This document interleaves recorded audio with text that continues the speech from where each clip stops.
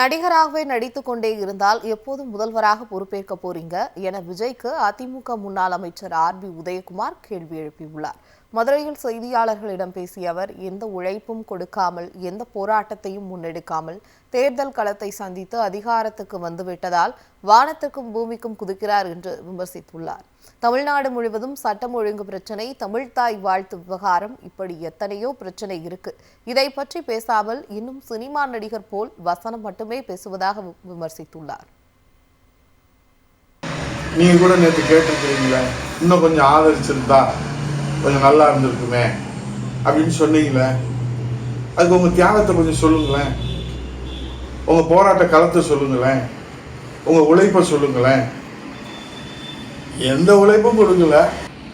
அப்ப இந்த தமிழ்நாட்டு மக்களுடைய உயிரை காப்பாற்றுறதுக்கு யார் உழைச்சா? நீங்க களத்துல இறங்கி தமிழ்நாட்டு மக்களுக்கெல்லாம் பாதுகாப்பு அரணை உருவாக்கி கொடுத்தீங்களா விஜய் தம்பி? திருச்சியில நன்றி அறிவிப்பு வந்தீங்க, சரி. உங்களுக்கெல்லாம் மக்கள் வரவேற்பு கொடுத்தாங்க, சரி.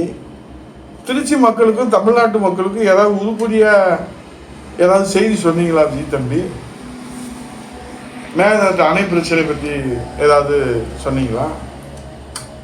பயிர்க்கடன் தள்ளுபடி பிரச்சனையா இருக்கு, தமிழகமே போராட்ட களமா இருக்கு, அதை பற்றி ஏதாவது நீங்க தீர்வு சொன்னீங்களா?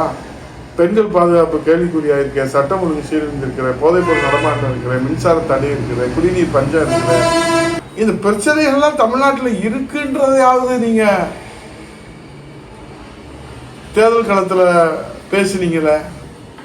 அதுக்கெல்லாம் தீர்வு காணுவதற்கு நான் என்ன திட்டம் வச்சிருக்கிறேன், எனக்கு அதிகாரத்தை கொடுத்த மக்களுக்கு நான் என்ன பாதுகாப்பு கொடுத்துருக்கிறேன், என்ன செய்ய போறேன், அதையாவது சொல்ல வேண்டாமா?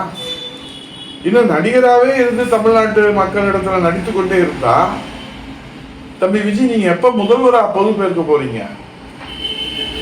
முதல்வராக வந்துட்டீங்கன்றத நீங்க மறந்துட்டு நடிகராகவே எல்லாரையும் விமர்சனம் செய்றீங்களே.